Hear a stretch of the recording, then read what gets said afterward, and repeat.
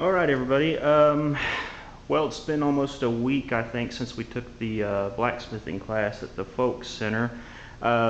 Basically, I wanted this video real quick because I had a lot of people ask about some parts of my shop here up at Hardy. We're just about an hour away from the Folk Center, and just wanted to do a quick video and show everybody my shop a little bit, and in particular the power hammer, which I'll show over there in a second, and the gas forges. But again, this video is really for the guys who went to the blacksmithing class with me at Ozark Folk Center, taught by Scott Reidy. Scott did a great job. I can highly recommend him to anybody who's thinking about getting into blacksmithing, and check out the classes there at the Folk Center.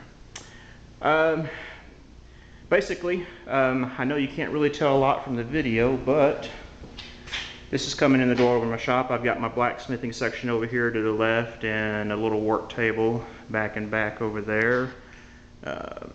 Welder, air compressor, just your basic stuff. Over here I've got a little photo booth that I use sometimes for shooting some pictures of things, toolbox.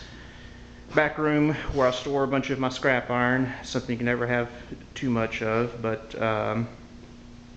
this is it. This is basically the layout of it. Here's a little hammer rack that I put together here a few days ago.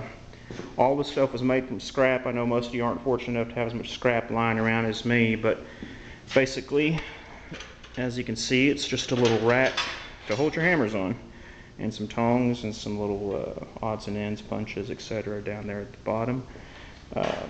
This is my first anvil. This is a 173-pound hay button anvil. I've got it on a hickory stump there. Don't think I'm gonna be able to get close enough to see the right. Well, you can kind of see the hay button right there, Brooklyn, New York.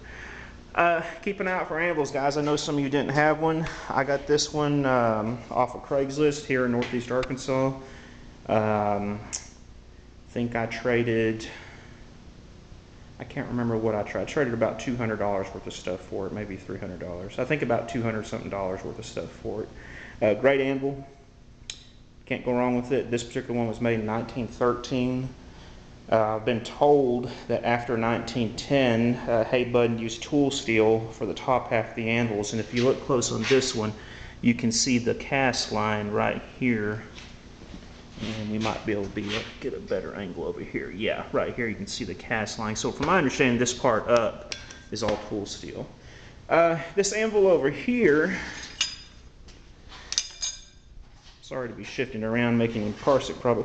This is another anvil I got down in Texas. This is a 200-pounder, possibly a little bit more. I don't know what brand or name of anvil this is, but if somebody can enlighten me on that, someone on YouTube perhaps or something, please do so, because I'd be very interested in learning more about this anvil. Great anvil. Got no complaints with it. The face is actually a little bit better shape than the one over there, except it does have some spots where some idiot, not me, got too close to it with the cutting torch, but easy fix. This is the gas forge. We had talked a lot about these at the class. This is one I put together using an old air tank, the kind of tank that you pump air from your air compressor into to haul out air of your tractor tire, etc. Real simple construction. Basically just cut off the end, lined it with some of the koa wool that we talked about, put a couple of fire bricks down for the floor of it. Now the burners, these are atmospheric type burners. These are the Ron Reel design burners. I know we had a lot of questions about this too, and basically this is what they look like.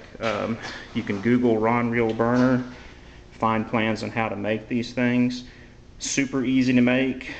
Basically you got a 10-inch, 3/4 inch nipple, and then a 3/4 inch, 1.5 inch adapter. Make sure you get the flared kind, because this conical shape right here is important to create the Venturi effect when it's sucking the air down inside of it. And I know we had, like I said, we had a lot of questions about that. So let me pause it just for a second here, and we'll light this baby up and let you guys see it. But construction-wise, beyond the burners, basically I have LP gas lines running down here to gate valves. I'm sorry, ball valves. Guys, don't use a gate valve on your propane. Use a ball valve. Spend the extra bucks. It's well worth it. I've got each burner wired up to its own control, and I also have a second line coming off. My gas comes in from outside here. I have a 100-pound propane tank outside, and this is a propane regulator.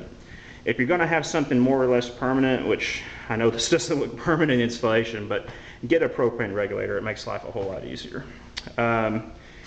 This line right here runs over to this other forge. This is basically, I think I made this out of a piece of 8-inch well casing, if I remember right. And then my dad and I cast refractory cement inside of it, and it has 2 rail burners up on top here. This is a good little forge. You're kind of limited from your space on here, of course, but it's great for long, slender items like knives, etc. The only gripe I have about this forge compared to this one doesn't seem to conserve the heat as well, and it takes a whole lot longer for this refractory to get hot, and that's where you get a lot of your heat from the refractory surrounding it getting hot. But hang on for a second and I will light one of these up for you.